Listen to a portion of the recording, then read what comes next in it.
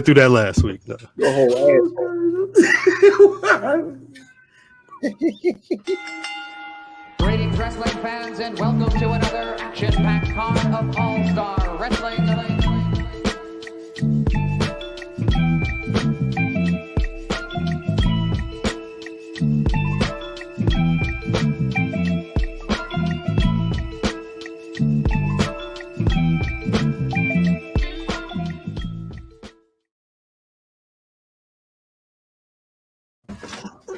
Are we one of the few podcasts that has a guest on the show that's also in the intro? That's pretty lit. The Gods is back. The Gods is black. As always, it's the Black Rasslin Podcast, giving y'all wrestling from a God perspective. It's your boy Cal. You know how we got to do. It's your boy Cal. RockTheDub.com. You already know the deal. The squad is on the line. Please say what's good to the people, y'all. I am IlFam79 of your social media choice. I be Cactus Jack, the Hennessy volunteer. Facts. Peace, God. Supreme Mathematics. At Math Damon, you already know what it is. Cal got me pumped up on some other shit. Look, this is a special episode with a very special guest. We recently dropped a piece of merch. You can see, the Lockhart tees, the Lockhart hoodies. I feel like they left that big cartel real quick. Like, we put them up and they were immediately flying off the shelves. It was inspired by an image we saw with this brother. I feel like it was a year or two ago. It's been a minute since we've been checking for what this man is doing. Hailing from Charlotte, North Carolina, your current rival pro wrestling heavyweight champion, the revolutionary Darius Lockhart, is in the building. Darius, please say what's good to our audience, homie. No, what's going on, everybody? How y'all doing out there? Chilling, man. Trying to make it, trying to make it. Good. How about right now in 2020, right, brother?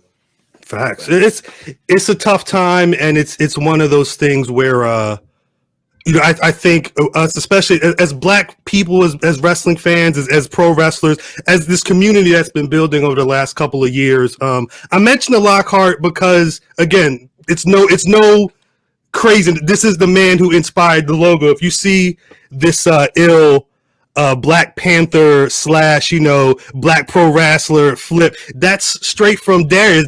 The first image I saw, black and white, I believe. Darius, he had the fist up, he had the beret on, like he's called the revolutionary for a reason.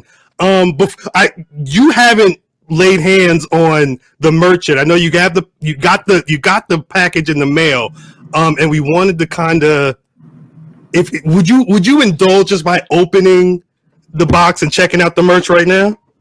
Box right here. That's what's inside. Right here, cuz, right here. Facts. I've been sweating for 2 weeks now looking at this box. Like, the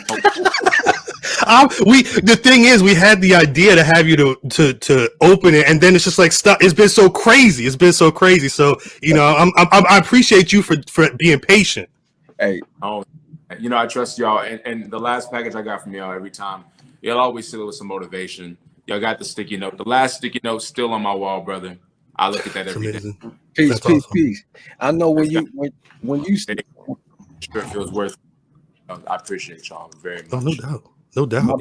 My bad. I was gonna say, when you say, yo, I've been sweating looking at that box, I'm like, I said the same thing to my baby mother, and it got me, and I've been in trouble ever since. Matthew, weekend, how you feel? Yeah, facts. So this is it. This is nice. I see why they flew off the shelves. This is incredible. If people go to Darius Lockhart's Instagram, you can see there's a couple of images of you in the Black Rasslin Mania hoodie, and that's what last year's design, something like that. The quality just keeps getting upped for whatever. Like this right here, it's one of the talk about it. Champion sound. Not guilty. That's all you need.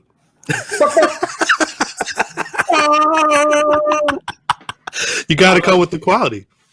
I did it up. No, y'all did it up. Hey, man, I've used Gildan. I'm not ashamed to say it. Of course, y'all did. And then look, the burgundy too. That's a hot commodity right there. No, like maybe what 5 of us have that one. Just 5. Wow. Depending on where you're from, the NCCU or the Daniel Bryan, whatever you want to. No. Or the Eagle.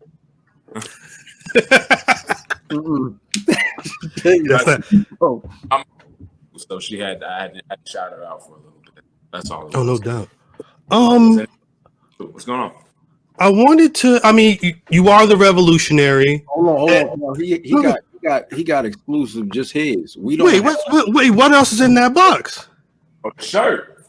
The shirt. Yeah. The shirt. Bomb. Yeah, and it's the burgundy shirt too. We don't. Wow. Really good. That's really a good. 1. That's a 101. That's a 1. Wow. That's his. That's it. Wow. Along with the button. The buttons. Yeah. That's it. Now use as a soundbite. Who's doing it better than the Black Rasslin Podcast? You know? Now, I go to a lot of podcasts. That's not me. That's not me pledging allegiance. That's not me. But I'm just saying, brothers, y'all show love, and I really appreciate that. I always show love back to y'all. Thank you.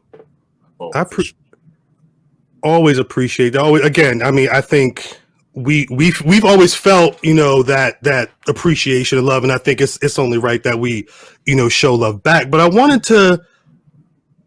I mean, in a world where Black folks I don't want to say Black folks are already seen in a certain light, but like we know the pro wrestling industry can be harder for certain people.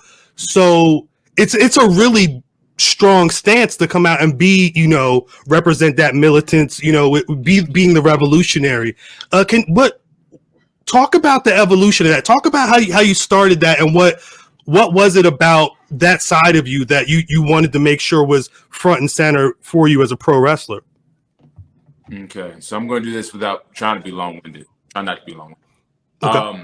Growing up in North Carolina, you're already around a lot of shit. A lot of shit. Coming out of Spots Pro Wrestling School, I was 17 years old when I started training there. So I graduated from high school and had to go off to college in Greensboro. So I was away from my school, so I needed a place to stay, a place to wrestle at. So I was wrestling out of a place called CWF Mid-Atlantic. That's where I cut my teeth. It's in Gibsonville, North Carolina. It's right outside of not Boone. Forgive me, but it's right outside of Greensboro, really. If you've been to Gibsonville, you know what it's like. It's very country. It's very backwoods. I walk into the venue and there is a Confederate flag hanging. Wow. The flags from the tag team championships. That was, and so I'm around it. You know what I mean? And being a youth, I was around the same age as Trayvon when Trayvon happened. And that was the real wake-up call for me, because I'm only 25 last month. That was a real wake-up call, saying, like, man, like I knew the world was racist. I've experienced racism from friends, classmates, going to shop with my mom and seeing how people treat me, when I'm just walking alone. You know what I mean? I learned very early that I was Black. The world let me know I was a nigga real early. You know what I'm saying? So, so here I am after Trayvon, and I think there's another one, and there's another one, and there's another one, and then there's some points I don't remember names. But I remember sitting in college, I was writing a paper, and there was one case where they didn't even take it to trial. And when they announced it, the streets rioted, and they had live reports of a riot, just live. And I'm sitting there watching on my laptop, assignment on one tab, riot on the other. And I just like, I gotta do what's going on. I walk outside just to clear my head, and I see just people just walking around, white girls holding hand in hand. I'm like it's not even like it doesn't matter. And I'm just like, man, what can I do? What can I do to wake people up? You know what I'm saying? I think in that time span, I think D'Angelo dropped the album Black Messiah. Blew my mind. I got to see him live. Then Kendrick dropped The Pimp a Butterfly. I got to actually meet D'Angelo that night and speak with him. We shared the fist on stage. On stage, you gave me the fist, and it was an eye contact thing. Afterwards, we vibed and talked.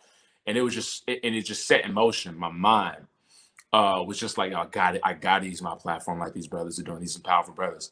So you fast forward, and I had an incident at CWF that I don't like going into, but it really changed me, and it woke me up and made me realize that, man, yeah, they don't have your back in wrestling either. Like I spoke to Ron Simmons a week ago, and there's a kid I know here in North Carolina coming out that we speak to, and we always say, he told me, just like Ron told me, we can't out wrestle racism. You can't out sing it, you can't out dance it, you can't out shuck it, you can't out drive it, you cannot out wrestle racism. So it's gonna be here. So that woke me up to be like, it's in wrestling too. It really is, and it's the thing I love. So I kind of sunk into a depression. I sunk into a thing, and then I left, went to England, did my first tour. I used my student exchange program for my college to get over there, and I just read all these theory books. I picked up Black Power by Kwame Ture and Charles Hamilton. I picked up just several. Of course, I was already reading bell hooks. I was African diaspora studies minor, so I already knew what books to pick up. But I just hermited for 4 months, didn't get on social media, nothing. And I came back to Revolutionary, and that's 2015 and 2016. And I've been that ever since. I just been that ever, and I stuck to my life, which I taught me out of it. What's the situation? I mean, being in Charlotte and or being in a number of these spots, especially in the South, have you received a lot of flack? Have people been confused about the stance and the persona? The funny thing is, I've gotten more flack from it backstage than out and from the fans. When I first started, I had started wearing the Black Lives Matter trunks a year before I became revolutionary, honestly, because it really meant that much to me. I was at my job. I was doing a desk job at the time for a summer internship or something like that. And I remember sketching the idea for the Black Lives Matter trunks there and going right to High Spots immediately and make these same day, make these. And I remember wearing those back. Those are my first trunks I would just wear as a revolutionary, the Black Lives Matter trunks. And I remember several of my coworkers pull me to the side, wrestlers, pull me to the side and, hey man, I don't know, it's a good idea. If they won't sign you, they don't want to touch you. If you maybe find a different logo, maybe find a different slogan, I don't know, just the Black Lives Matter, I don't know, I don't think you should do it. It's going to cost you a lot of opportunities. And I knew if it did, it did, but I didn't want to work for people who didn't want to, be aligned with it. You know what I'm saying? If I have something to say that deeply about my people dying, what we've been going through forever, and you got a problem with it, then I don't need to do business with you. I have more integrity than that. I don't, So there's that. So I dealt with a lot of people telling me not to do it. Oh, you're gonna fuck your career up, and I don't care. It's not worth it. This is worth it. You know what I'm saying? The people are worth it. That means more to me. So I've dealt with that. I've had shows. There have been sponsors for shows who have threatened the show. We'll stop coming if you don't book Darius Lockhart. He's racist. He's anti whatever. And luckily, I've had those same promotions say, well, leave. We have Darius's back, and that's been very powerful. And that's been Viral Pro was one of the first people to do that. They were like, yo, we have your back. They didn't try to neuter me. They gave, they were 100% behind it and still are. So I got to thank people like that. You know what I mean? So, but the fans have been great. I come out and there's white fist in the air, Latino fist in the air, every kind of fist in the air. And I've had some very beautiful one-on-one and personal experiences with fans since doing this, of all races, from young and all ages, young kids and older gentlemen. It's been a beautiful experience. I'm glad I did it. Yo, really quick,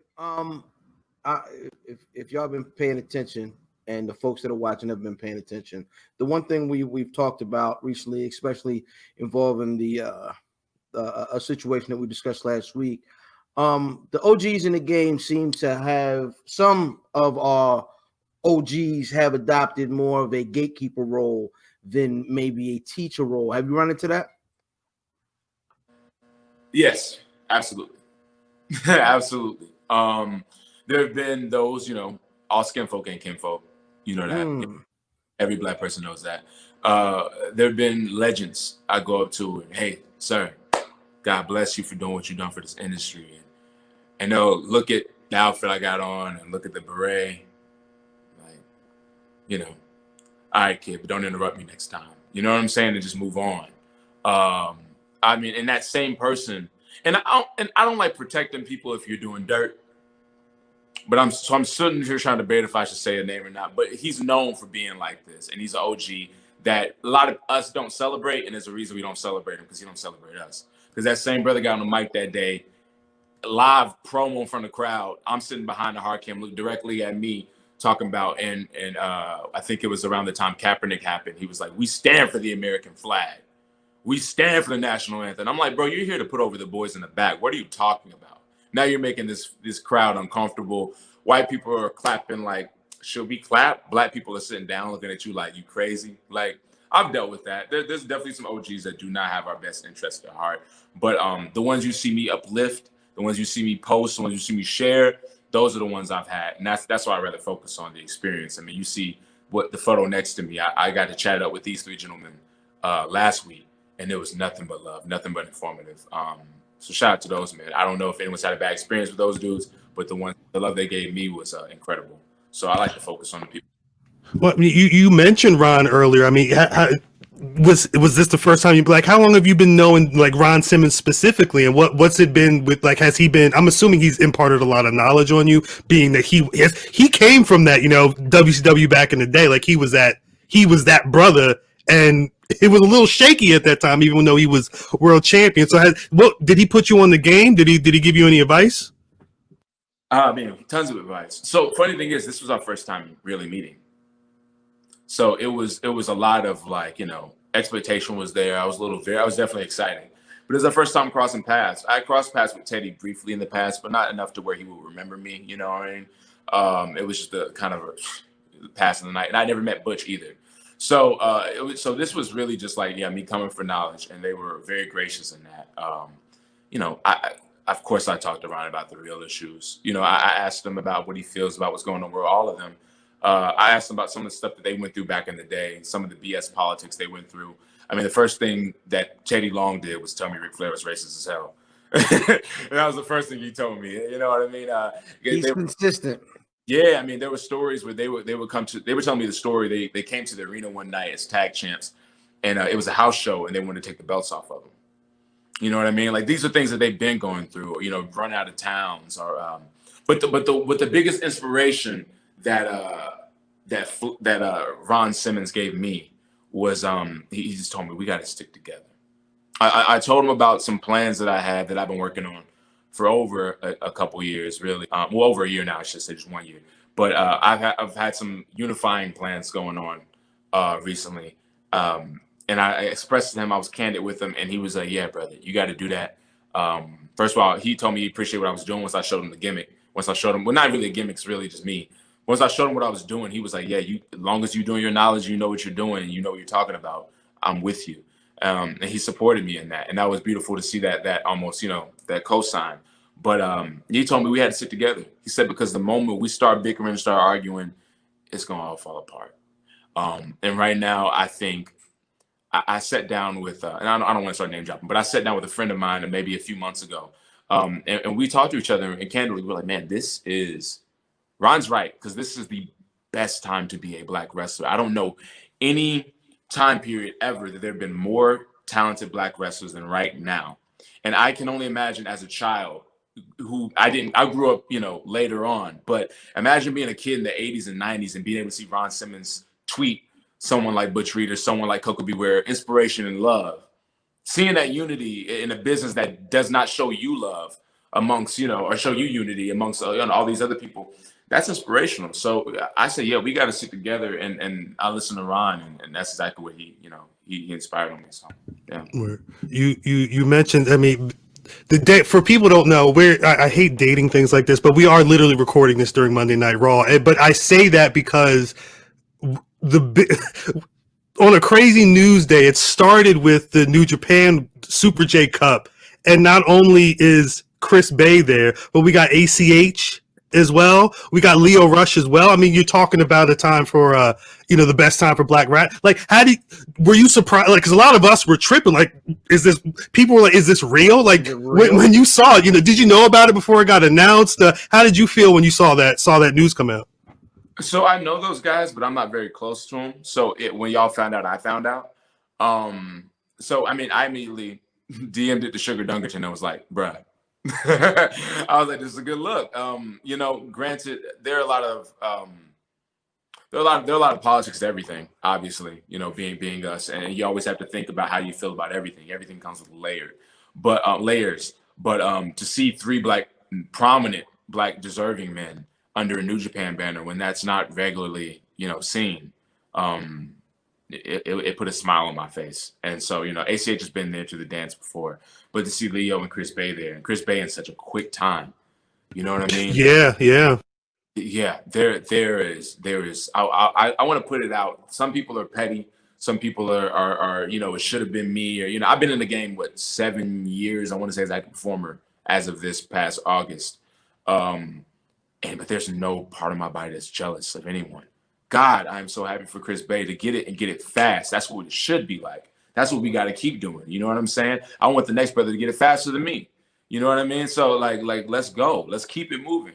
So shout out to Chris Bay, Leo, and ACH for that. I hope they do well. I know they'll do well because those guys are amazing talents. Definitely. I want to take it back. You 25 is crazy. You've already been doing the damn thing for a minute. What are your first pro wrestling memories? What were you growing up as a child watching wrestling? Do you remember the first match or anything like that? So it's funny. I was kind of a late bloomer. I grew up around a lot of wrestling fans as kids. I mean, but I didn't watch it. I was more of a fantasy superhero guy, but I was also a film buff. I was a kid who watched everything. The TV kind of raised me because I was the only child, So I was watching. Yeah, y'all know what it is. Yeah, y'all know what the last button does. It cut off the porno. Cut off the porno. I'm not gonna say it. But the TV raises some of us, and I was one of those kids, for sure. So I had access to a lot of information at a very early age. So that was what I was interested in. I didn't really watch wrestling like that, but I was around when my friends were doing Triple H impressions with their grape soda after church. I was around for playing with their John Cena toys at school, but I didn't really discover it for myself until around age 12. I mean, up until a certain point, I thought Goldberg and Stone Cold Steve Austin were the same person. Funny how that works out. They're not. When I was a 4 or 5 year old, I thought when Stone Cold got angry, he turned into Goldberg like the Hulk or something. I didn't. That's pretty good. That's pretty good. He said when Goldberg get angry, when Stone Cold gets angry, he forgets how to wrestle. He just killed. But I remember in that, but I didn't find it till about age 12, and once I found it, man, it was like steamroll. Ironically, funny enough, it was Matt Hardy and MVP that got me into it. It was in the middle of their tag run. I think maybe a week or two before MVP turned on Matt. I think I was into it, and I realized I cared, and then I got the point of wrestling because before to me it was stupid. I didn't get it. But once it clicked, boy, I was like a fiend. Couldn't get enough of it. Every magazine, every book, every DVD, you name it, and I was there. By the summertime, I was already watching indies like Ring of Honor and stuff. It was crazy. I was going to say, and at that time, who were some of your favorites when you really started doing the knowledge? Who were you latching on to as your influences and inspirations in the squared circle? So ironically enough, it wasn't that many brothers. You know what I mean? Because the presentation, the business tells you how to treat us, and the business knows who to underline as who to pay attention to. So coming in late 07, I was a Hardy Boy mark, man. I thought the Matt and Jeff were the guys, and that was me not understanding what I loved about pro wrestling yet. But it was the selling, the storytelling, the body language. They're masters of that craft. Jeff does not get enough credit for that. He's a lot of things, but he's also a master of telling a story with his body and just making sure the guy on the cheap sheets can see whatever. People have critiques of Jeff, but that's just my take on it. I think he's a smart performer when it comes to that. He gets a long out of a little when it comes to a little bit, things like that. So that's what I kind of gravitated to, underdog storytelling. I like Punk. CM Punk was a cool dude because he spoke his mind, because he didn't respect authority. I had an interesting thought today. I think it's very funny how, and this may be a little radical. I don't know why I'm going to say this here, but I was thinking it's very funny how young Black men are often chastised. And we say that, if they only had a father figure in the house, they know how to they know how to respect authority, and maybe they wouldn't be, attacked by the police so often. But it's like authority over life. Who? What? Authority to who? Who are you? You are not God. You know what I'm saying? That badge does not make you a God. So that Punk's earlier stuff to me, like talking, just saying whatever you wanted, I was like, yeah. Why do I have to? Why do I gotta fall in line like, a good little, So yeah, so those are some of the dudes that early on related to me. Of course, I was a Samoa Joe guy. That was Samoa Joe was like, man. I used to show friends, kids at school wrestling, and they'd be like, man, the other shit you show me is fake as hell, but that's Samoa Joe. He hits people. and I told him that when I met him, and Joe's a good dude too. And it's beautiful that he's a good man beyond, with the stuff he does. His body work is fantastic. So I think those are 4 people I mentioned right now at the top. But as later on, I learned to see us for who we were, and definitely got more influences later on as we went. Yeah, I mean, is that Hardy's thing a little bit of hometown bias? It definitely helped. It definitely helped me realize like, oh, I can do it too.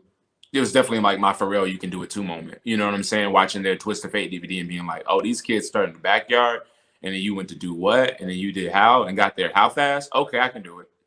Like that was like I discovered wrestling at 12. By 13, and I had watched the documentary like 50 times. I knew I was like, I'm gonna do it. I'm gonna be a wrestler. Like it's that easy. At 13, what are your parents? I mean, is that a dream you shared with your parents, like, or your mom? Would like, is it a situation where how does she react to what you do now, or was there a point where she was like, I don't know, and then she kind of saw the vision? Well, I'm 13. She's like, it's a phase. He'll grow out of it.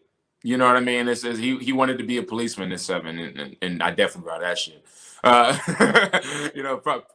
Propaganda. You know what I mean? But it starts early. But then I wanted to be Batman. So it goes. But she thought it was a phase. And respect to her, I understand why she did. But once I hit like 14, 15, and I just wasn't shutting up about it, she was like, I think he's serious. And then I joined the high school wrestling team because I just felt like it would be a good basis to get me in shape, because I felt my 18th birthday coming up, and I knew since I turned 18, I was going to start, Then I found out that there was high spots here in Charlotte. Well, so I did my student, I don't know if you guys went through this, but in North Carolina, we had at the time a senior exit project. As a senior, you have to do this massive project that starts in your junior year. And it's like it's your first research paper. It's the first presentation. And I did it on pro wrestling, the history of pro wrestling, because this is what I wanted to, talk about. And I accidentally stumbled across high spots as a school here in Charlotte. And I went and quit the wrestling team like almost the next day. The next day, I was like, I'm sorry, I'm about to go do what I really want to do. And my mother told me, if you're really serious about it, you save up the money for yourself. And within a few months, I had the money. And I paid myself my own wrestling school, and the rest is history, man. I quit the amateur team and started at 17 years old. Before I even graduated high school, I was bumping. I'd read that supportive. I didn't answer your question. I didn't want to not answer your question. No, go. Yeah, no. She's never, once I started and she supported me, she's always loved it. My dad is the one who hated it.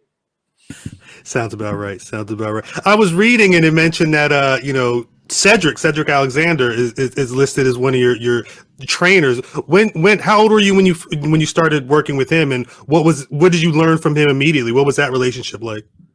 So that translated into one of the people I looked up to, because I was around 15. I think I went to my first Ring of Honor show in Charlotte, and that's when Cedric was about maybe on his first or second Ring of Honor show. They were giving him a tryout then. He still had the blonde streak in his mohawk. And I went and saw him, and then it was about a year later, I ran into him at a gym, and I went to my mom, and I was like, Mom, I think that's the guy that I saw, the black dude from Charlotte, because I sat in front of his mother that show, actually. And so his mother was chanting for him, whatever. So I told him, I said, his mom was sitting behind me. Let me go and speak to him. And I was really nervous because, they say don't approach wrestlers at the gym. But I approached Ced, and he wasn't used to being recognized. So he had kind of a deer in headlights, like, oh, you know me. Okay, cool. Well, thanks, kid. I'll see you around. Once again, maybe a few months to a year later, I walk into high spots ready to train, not really doing the math, just wanted to show up and wrestle. Because I went to PWX shows and knew Cedric was doing those, but I went there and I walk in and he looked at me. He goes, I know you. You're that kid from the gym, right? And I go, yeah. And he goes, okay, cool. Well, welcome. And immediately it was like, come here. Let me teach you stuff. And so from day one, that was older brother. You know what I mean? After training, I was quiet. I was always like, I don't know wrestling, trying to respect the craft. I'm going to speak when spoken to, and I'm going to shut up. I'm not going to laugh. I'm not going to be talking while my trainer's talking, whatever. But afterwards, Cedric would always take me aside, good job. You did this wrong. Try to do this wrong. Try to do that right. And, and he would just always help me clean up my game. And so it was always been a brotherly relationship from day one. He ended up being my first match. And he ended up being my 10th match. And he ended up being my debut match at PWX. And we have this story. And it just keeps building. He was the first PWX television champion. I was the 11th, 1-1. Like it's a lot of parallels. That's so we're eternally kind of there, So we talked about the gatekeeper thing early, and I don't want to cover one side of the coin. Keeping what said, he's under the learning tree right now of one of the best OGs in pro wrestling in MVP.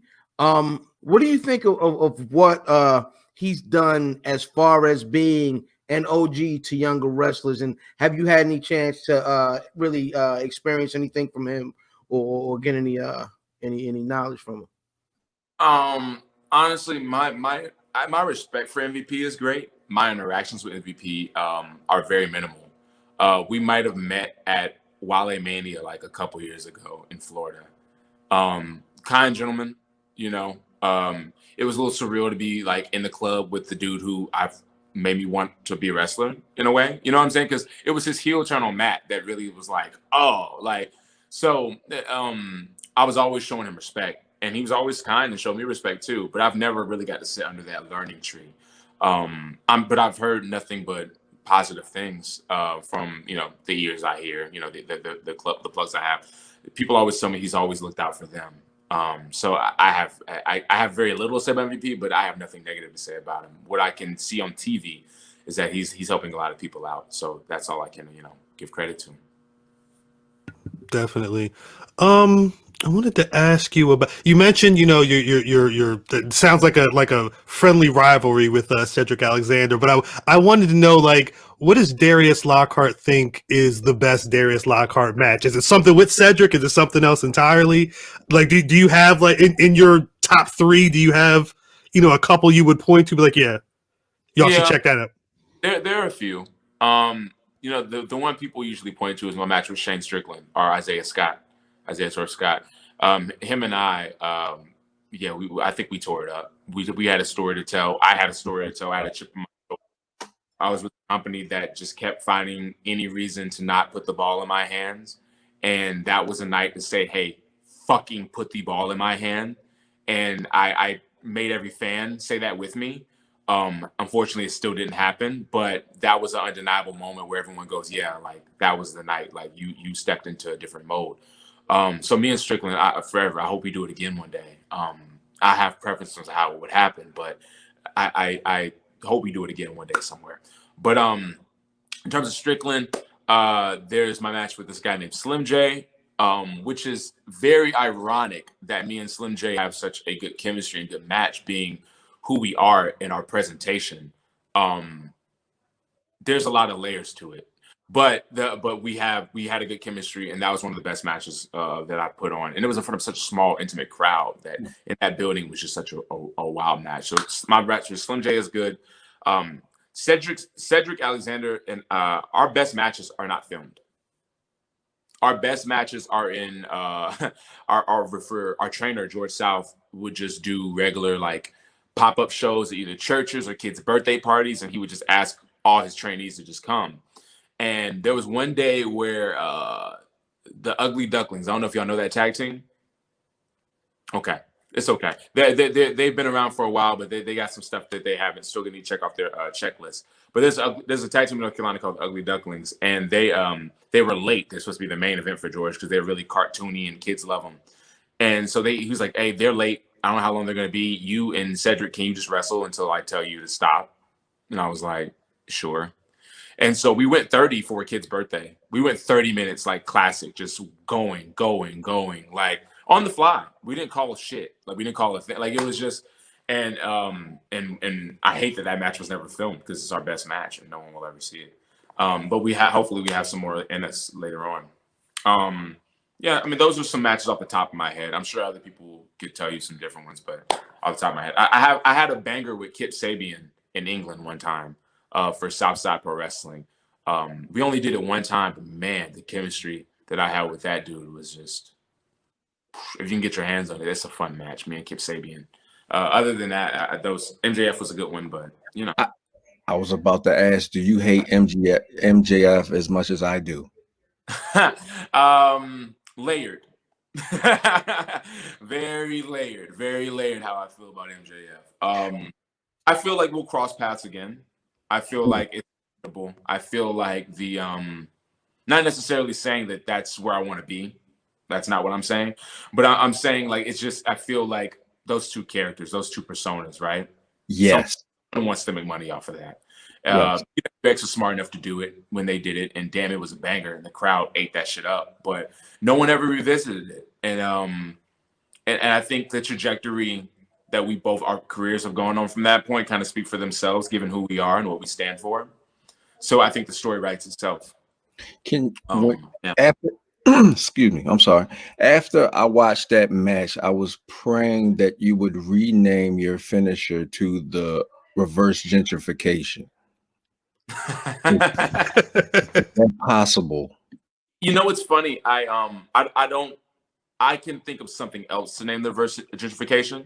I'm a big fan of the Asada driver. I gotta pay respect to Asada Shakur. That's the love. So the Asada driver is just once I came up with that name, I was like, that's just it. That's it. Understood.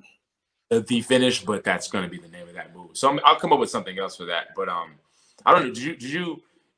No one saw it because I just kind of did it last minute. But I had the promo versus against MJF before that match happened, where I talked about gentrification and him being a gentrifier. Where I was saying, people like you, I know people like you. You come into neighborhoods and you take homes from old women. You knock them out of their homes. You push them out of their neighborhoods, and you take everything from them. But here's the thing.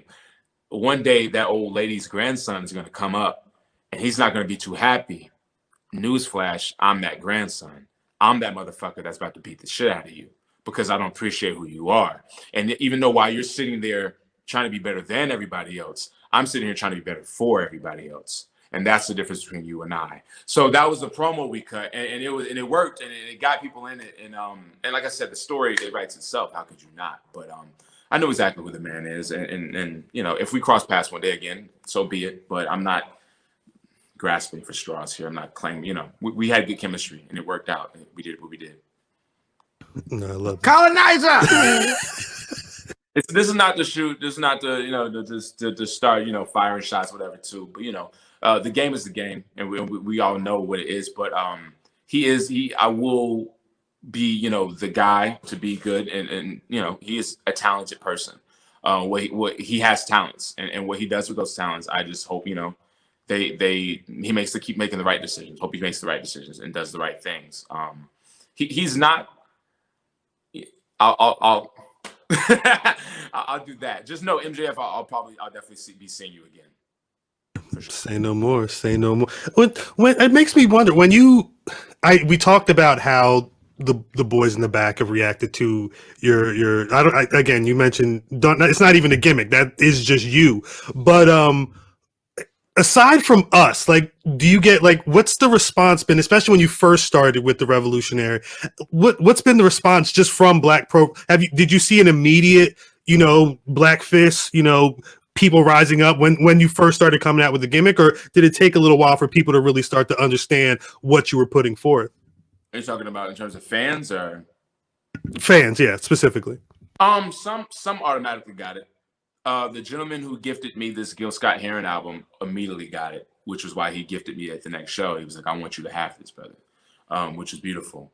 But sorry, there's a gnat flying there. I'm just kind of seeing it. But so fans, there were some fans who automatically boom.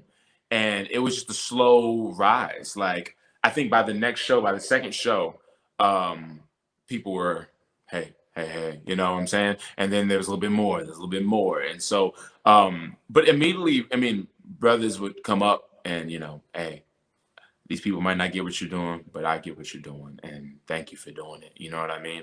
And then eventually that started to cross over age, restrictions. You know what I mean? I was wrestling for a company called AML, which is, looking at it from the outside in and looking at the way it's run. It has a fairly conservative fan base, especially considering we're being in North Carolina here. But that's what it draws, a fairly conservative fan base. But I remember wrestling Jason Kincaid. I don't know if you guys are familiar with his work. There at AML. We had a good match too. It's on my YouTube page. You can check it out for free. And afterwards, I remember being at the merch table and two young black kids come up to me this is maybe 2016, 2017. This is 2017. The kids come up to me, maybe 5 and 7, and they just threw their fist up and go, "Black Lives Matter." And I'm like, that's what the fuck I'm doing this for. Those kids right there. And then I was like, yo, I'm never turning back. You know what I mean? Never selling out, So we lost a king in Chadwick, and what he stood for was very important, and that's what it sounds like. I don't want to say one king's replacing another king, but it's always good that that we have multiples, multiple people specifically for the youth, because that's always my thing is, if who knows what you would have been doing if you had been able to see a Too Cold Scorpio or something as your first, pro wrestler you saw, you know what I mean? So I appreciate the fact that babies can recognize and realize the message that early, because who knows what they'll do with that information. Who knows what they'll do with that confidence, with that boost, right. And that's what I kind of strategize. I'm like, yo, I need to be not the most positive. I don't have to be squeaky clean, but I just need to be that reinforcement of showing you, hey man, you are you're not only beautiful, but you're smart, you're intelligent, you're black, you're powerful. And that's why I like to wrestle the way I wrestle. There aren't that many everything I do is meticulous, man. I think about everything 20 times over. But the way I'm a technician for a reason. I mean, look at how many times you watch pro wrestling on television and they call us what? He's a beast, he's athletic, it's all buzzwords, right? They're all basically taking our accomplishments, our skill level, and diminishing it to God-given talents and eugenics, which is like very insulting, because I work very hard at my craft. We work very hard to be a wrestler. Every black wrestler does. Every wrestler does. So why are there no black wrestlers being called intelligent? Why are there no black wrestlers being called cerebral? And I was like, maybe I need to be that guy. Maybe I need to show, you know what I'm saying? Maybe I have to be him. And that's where every movement starts. That someone has to say, maybe I have to be that person. And now, like you said, the little ones, it translates through race. I've had white children come up to me, and not to even be like even white, but like really, like real talk. Like white children have come up to me, looked at my shirt. I have a shirt that has a list of names. And the reason it says list of names is not to put myself on that platform, but to just show people, educate them, and give them like, hey, Rustin and Huey Newton and Shakur and whatever. And I had that little kid come up to me and go, in front of his father, and go, who are these people? He was maybe like between probably 6 or 7. Who are these people? And I explained to him who they were. And he looked at his dad, looked at the shirt, and he go, I want that shirt. I want that shirt. And cool, we'll take it. Buy me, pay me, but have it. You know what I mean? But if we can reach people that young, that early, through something that keep putting medicine in the candy, then by all means, brother, let's keep doing that. And that's why me and Saif Al-Sabah even started unifying, because he's all about the children. That's what he's first. He's children first. And so I mean that's why we met on that. We want to touch as many people as possible the right way. 100%. It's been one of the weirder things about this year, pretty much, is the fact that everybody's been locked down. I know it's already got to be a crazy lifestyle to be a traveling pro wrestler in the independent circuit, but when you can't travel, to talk about what 2020's been like as a pro wrestler and not being able to, like, roughly how many matches have you even had in 2020? I had 2 matches this year. Mm-hmm. And that was by design and not by design. So the reason why I had 2 matches, I was coming off a stint. I was coming out from a tour in England, and my mental was just fried. I was completely disillusioned from the pro wrestling game. I wasn't sure if I was going to walk away or not, but I knew that my body was tired, my mind was tired, my spirit was tired, and so I said, I'm going to take a break. The next few shows I have are like into Jan. No, I think I lied to you. I think I had 3 or 4 matches. I had a few. I've had more than 2 matches. I'm sorry. I was thinking about the last 2 I had, but I had like a 6-man tag. I did some stuff with Viral earlier in the year, but I knew that like I was gonna have a very minimalized schedule for the next couple of months because I'm just like, I'm not trying to be out here. It is what it is. I got to figure out what I want. And I think the last time I wrestled was February. I did a double shot. I wrestled Trishador in the finals of the Pan African tournament. But unfortunately in that match, I tore my front pectoral muscle and had to finish the match, the last 15 minutes just wrestling with one arm. And then the next day I had to fly to Florida where Saeed Al-Sabah and I were tag teaming for the Fest tag team tournament. And we were, I imagine we were going to do really good in that tournament. You know what I mean? But the injury kind of plagued us, and it got us out first round. I just wasn't able to wrestle the whole tournament the way I intended to initially and dominate the whole thing. But which is, a blessing and a curse because I found out really quickly the way people treat you is important when you're injured. When you can't do something for somebody, the way people treat you, it's very eye-opening, and you then know who you want to get into business and get into bed with. And that woke me up a little bit. But from then on, that was February 16th, 17th. I was out because I was like, I don't know how long this is going to be. And then COVID hit. And so it was just like, oh, I'm not missing anything really because the game stopped. You know what I mean? And before it got bad, it was even like a cute joke to me. It was like, oh, the game needs me, man. Like I left and I've been gone 2 months. So y'all had to shut shit down. Like, but real talk, like it started really affecting people, and I couldn't even really smile through it. It was just really hard. It became really hard, really fast. It got real fast. People started losing their lives, and it got to the point where I was like, man, even if I was healed, would I even want to wrestle? It felt very tasteless to be out here right now. You know what I mean? Originally, because there's a lot of layers to that. I keep saying that a lot, but that's how I view everything. There's a 2-side. There's no black and white. There's all gray.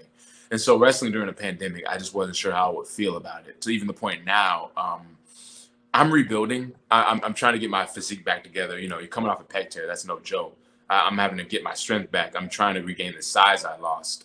It's been a very rough year mentally in terms of that, not being able to do what I do and do it well. But I'm just not getting back in the ring, just not getting back in shape. I started doing different workouts, routines, and everything like that. And so now it's to the point where like I could go right now. I could, not to the level I want to go, but I could have a match and kill it. I could have a damn good match and entertain people. Do I want to right now? No. But there will be a time for that. I don't rush anything. I've learned not to rush anything. I know it's got to be a point at some point. We see the goal back there. You got to. I know somebody's going to be gunning for that thing at some point. Well, technically, they stripped me of it. No. So as of September something, I technically am not the VPW champion. Technically, it's vacant because I had made the 650-day mark as champ, and I was like, but here's the funny thing about it. I was going to do that regardless. Like, let's talk about that. I was going to make that day regardless. But the fact that we weren't doing anything, I think the company is just they have what they want to do. They definitely don't want to keep things too stagnant. They definitely want people to be excited when Viral Pro comes back. And you don't want to come back with more of the same. I'm definitely going to get another shot at this. I better get another shot at it. And we'll reset. Sean Legacy, I don't know, some people are familiar with from AEW Dark. He was the number one contender for the belt before we ended things. So I'm sure I'll have to, deal with that. But other than that, I'll be back soon. I'll be back when the right time is. But while this is vacated, to be honest with you, I'm the first person to hold this rendition of the belt. It's a very gorgeous title. I'm very lucky to do so. But I think, 650 days. Well, you set a precedent. No one's ever done that in Viral Pro Wrestling history. So not saying it's time to move on, but I know that I've done a lot with this belt. So I want more. And when I say more, I don't think there's anything bigger right now than the Pan-African Championship. That's what my heart's at. That's the World Championship to me. And for the people who don't see it that way, keep watching what Trish Adora is doing. Keep watching what she's gonna do, and you'll see it. And then when I get my hands on it, you better damn sure watch what I'm gonna do with it, because we're taking it to the level. You know, Facts. We had her on a month or so ago, and I mean she had the belt low key, like in a similar position, standing behind her to where you have her right now. And what'd she say on Twitter? You know, imagine, she said the greatest technical wrestler in the world is a black woman. Just think about how that sounds, or something like that. I shouts to Trish. What is it about her? Like, what do you think it is about her as a champ? Like, how important is that for that belt to have this particular woman specifically holding that belt as the bearer of the belt first? I mean, how fitting. I mean, we all come from the black woman, right? Like, the black woman is God, the black man is king. You know, we understand it. It's not just lyrics, it's real. You know, shout out to Alan Kingdom for that lyric too. But it's very real to me. I thought, you know, if I had to lose to anybody in the finals of the Pan-African tournament, it was going to be her. She walks with such grace, with such poise, with such power. And, you know, even when she doesn't remember it, she still deep down knows how powerful she is. And I was, and I'm always the first to water her flowers. You know what I'm saying? And not in a funny way, but like really, I really try to give love and support to her and energy as much as she is, because, you know, how fitting. It had to have been a black woman to be anything else the first Pan-African champion. That's where we come from, man. It's the motherland. The motherland's right there on the belt. You have to give credit to where credit is due. And I think it's the right call. It's the right call. It's the right time. It's the right person. And I hope she never forgets that, because there are a lot of women who will come up and be inspired by Trish Adora. And I can't wait for the world to really see, you know, continue to see her light shine, because God, it's bright, you know. You mentioned earlier, I mean, it's because, and I know you've been getting back on your feet, especially in terms of being a pro wrestler, but you mentioned earlier that you were a movie buff, and I don't want to nerd out too much, but like, what is? I have to ask. What are some of your favorite movies? What have you been watching recently? Is probably a better question. So recently, I haven't been watching much, man. I don't have the attention span to sit with film anymore, you know, as much as anymore. And when I say attention span, it's not that I don't have the mindset, because I can read a book. I do that often. I can sit with a book, you know. But it's the care. How much do I really care? Do I mean I look around and the world is burning? It's like I only have so many emotions that I can really care about this fake person. You know what I'm saying? Like, you know, but I do still respect the art form. Two of my favorite movies are Creed 1 and Creed 2. They're the best Rocky films. You know what I'm saying? Those are my two favorite movies.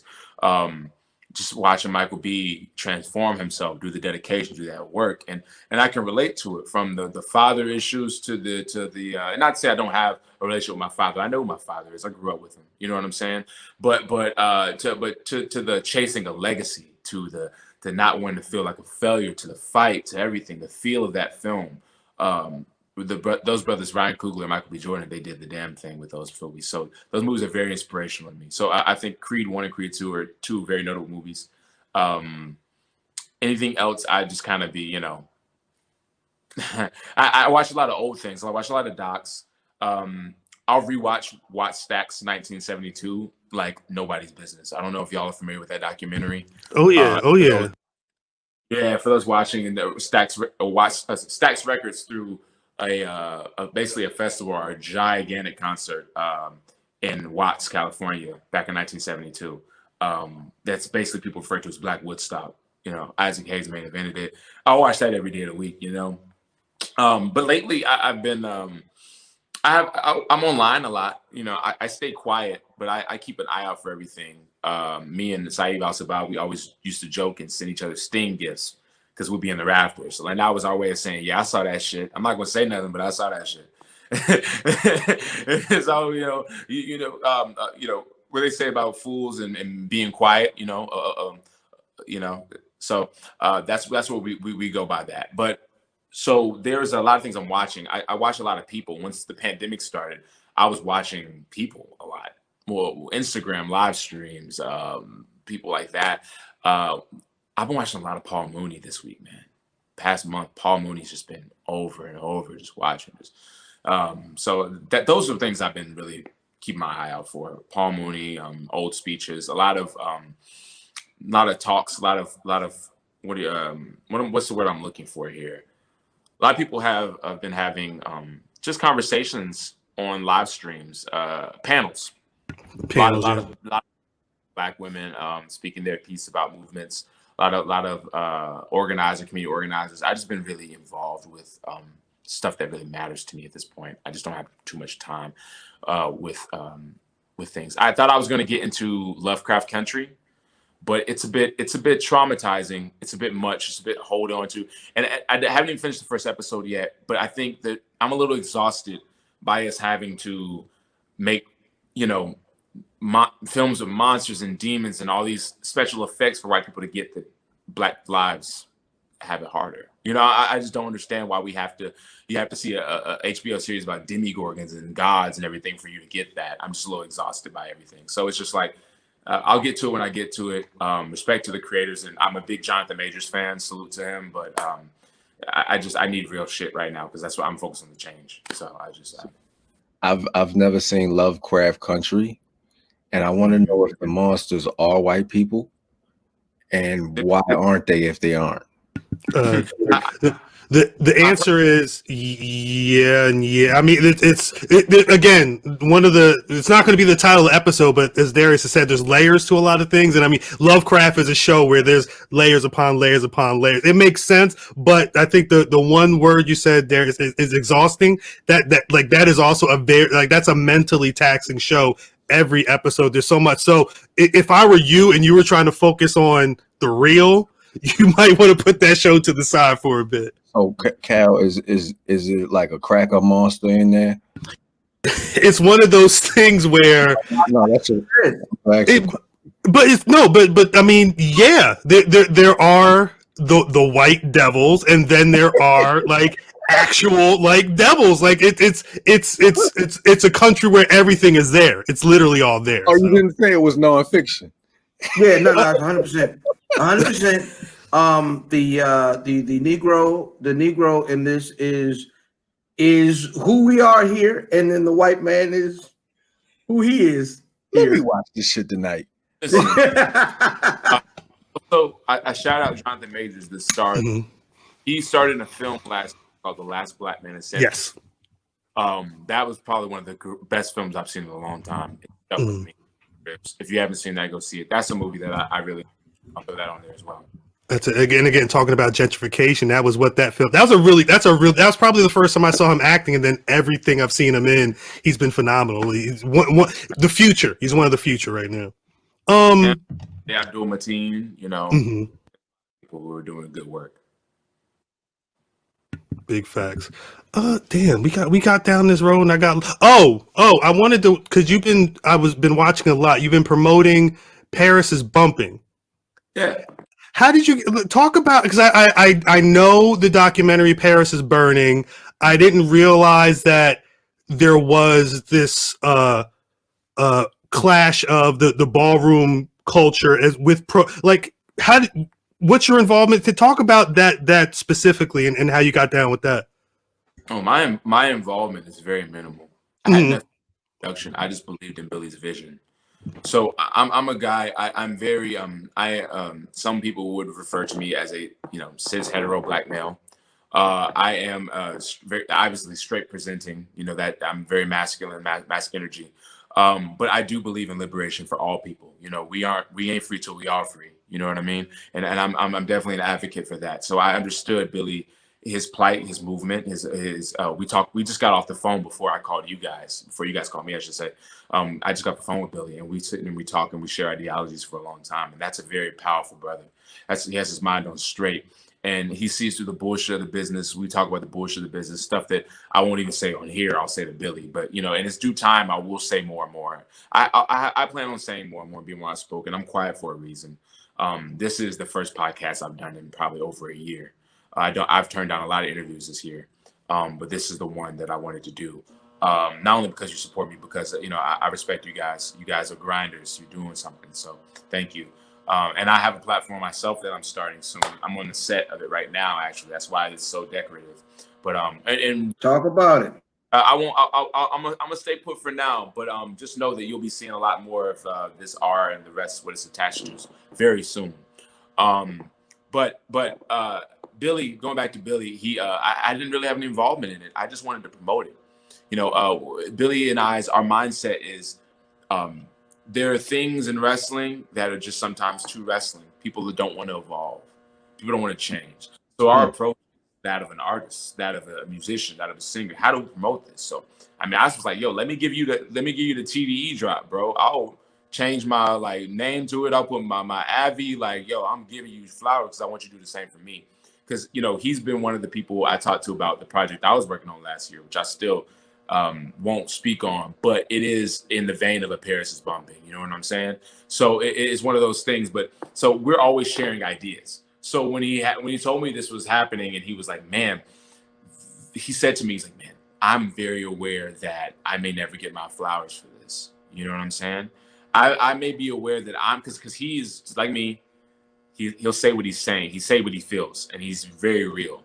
And that's cost him a lot, and it's cost me a lot. But we're okay with that because we know where we want to go. We're going to take the building. It's cost us a lot, but it's cost us a lot of the old shit. Let's make new shit, and let's get it all that belongs to us. So that's how we feel about it. So it's very. He's like, I know that people may never give me those flowers. I may not be able to reap the success or the benefits of my creations, but guess what? It needs to happen. Someone has to be that torchbearer. Someone has to be the person to break that door down. And I believe Billy is the right guy to do that because he put his all into Paris is Bumping, and you see the positive reaction it got. So now when he goes and do other projects, it's only going to be amplified. So that's all I really had to do. I had nothing to do with it. That's a vision. That's a visionary. That's a revolutionary. That's a man who has a plan. And I just wanted to be supportive and just say I had, just helped out, just anything. So. Yes, because I seeing it in your socials, and then I went and I researched. I'm like, I'm not seeing my man's at all. So I was just trying to figure that out.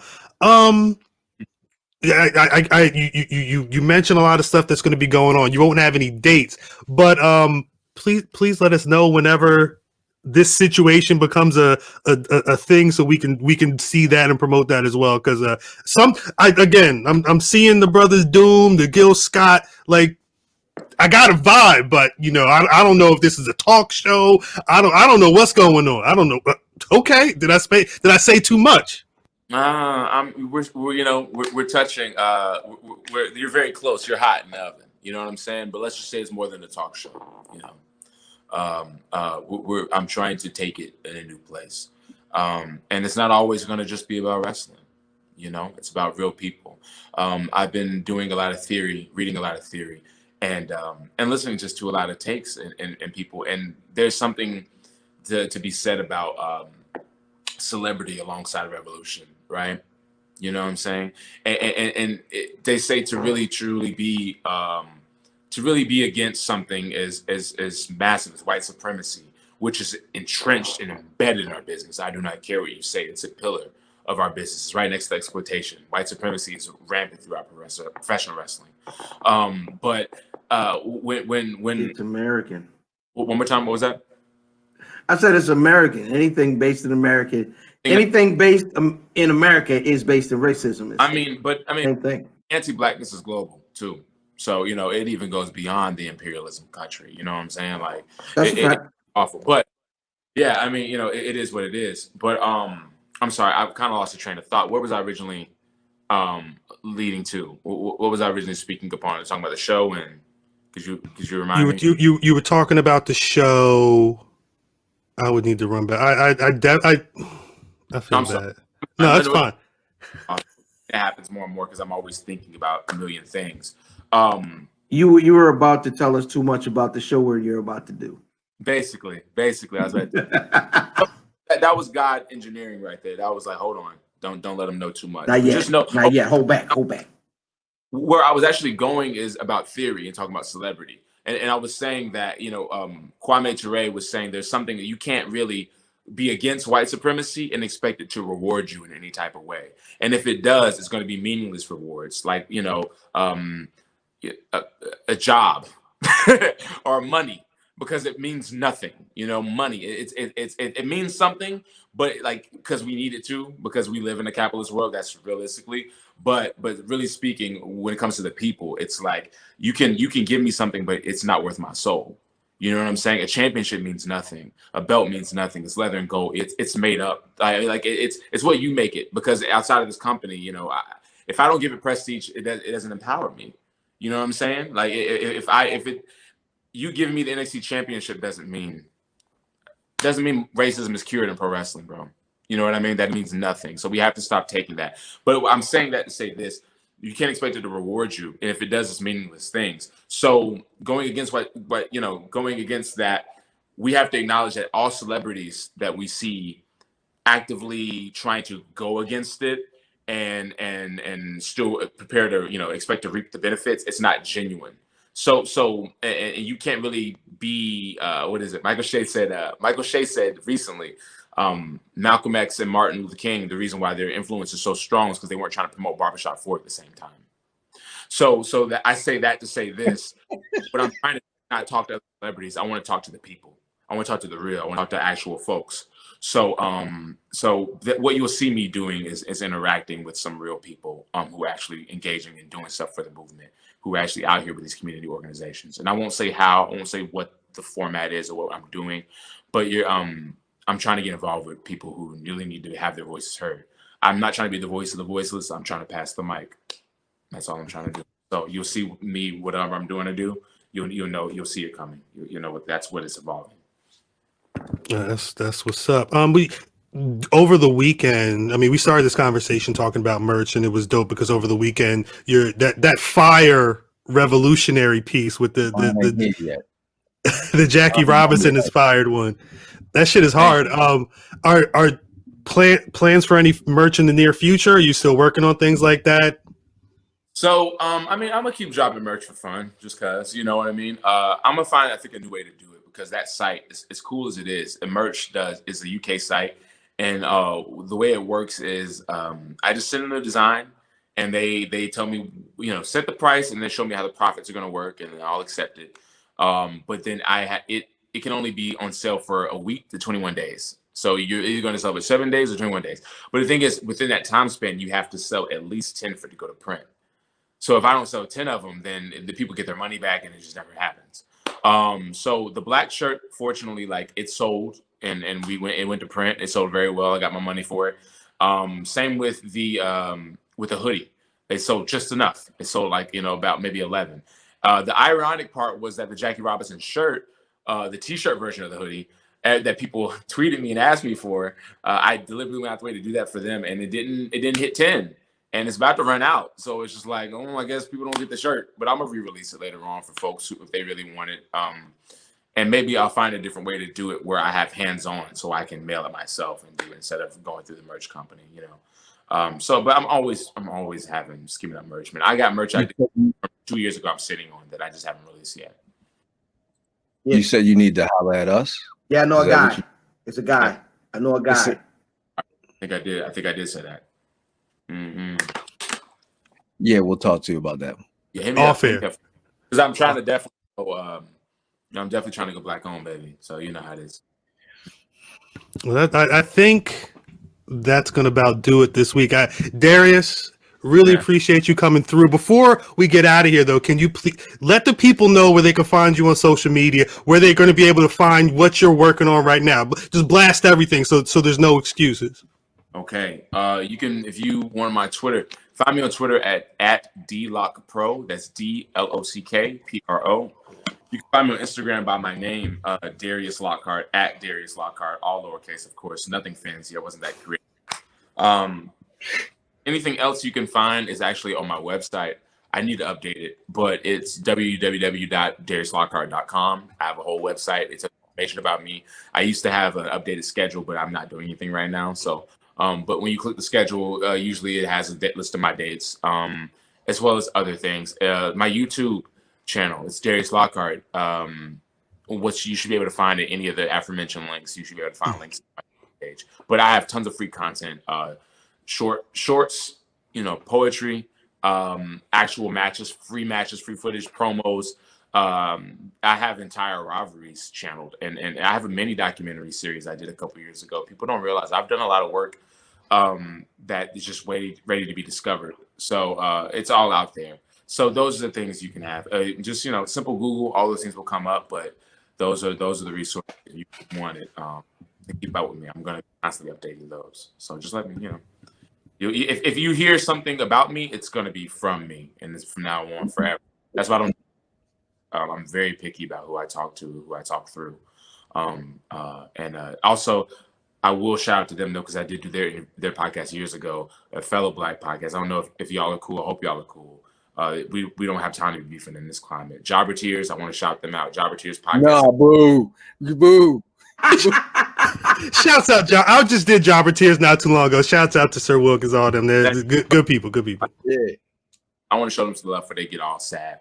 Like, hey, only podcast? Yeah, all right, I'm gonna do it. I thought about trying to talk to them too. It just didn't work out. But shout out to them too. So, but you can find me in any of those places. If anything about me, it's gonna come from me, not from somebody else. So yeah, for sure. That's what's up. Thank you, Darius. Cal, before we get out, I want to say our stat guy, our white stat guy, sent me a message saying that Darius Lockhart is dressed like me. He's trying to take my swag. Don't worry, I'll fire him if you want me to. No, I mean, hey, birds of a feather. You know, hey, what I'm man, saying? that's why I took the Scully off. I'll take credit for that. I'll give you that. I'm inspired by you. I just wanted. I did this on purpose. I wanted to impress you today. I was like, I know I'm gonna talk to him today. I know I'm gonna talk to him. So let me look fine. Let me look good.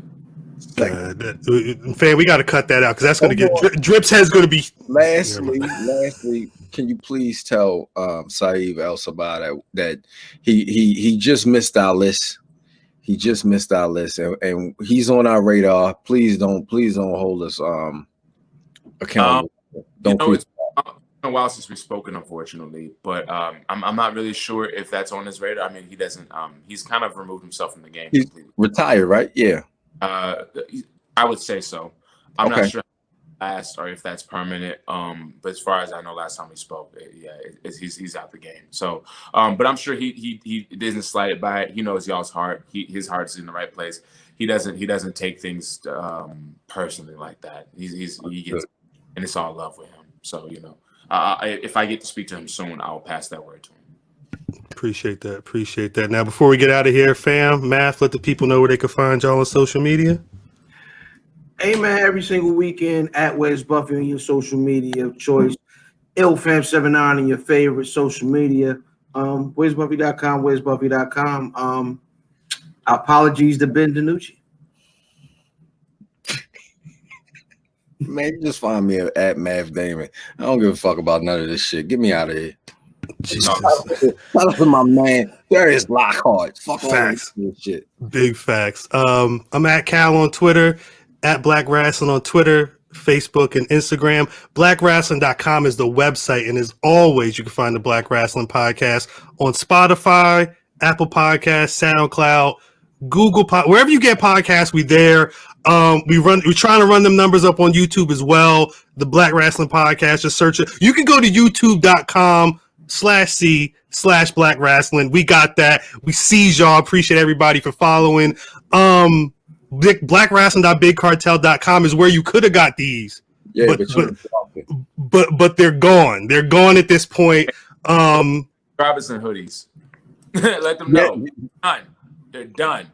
If you didn't buy it, it's done. It's over. It's over. It's over. But if people are following the Instagram, they saw that Black Friday image. I don't know what that means, but keep it locked. Darius, again, appreciate you. Thank you for coming through. We'll catch y'all next week. Thank you. Yeah, Darius, you think Samoa Joe really black? Motherfucking damn ham You trying to tell me Samoa Joe ain't black? Let me tell you.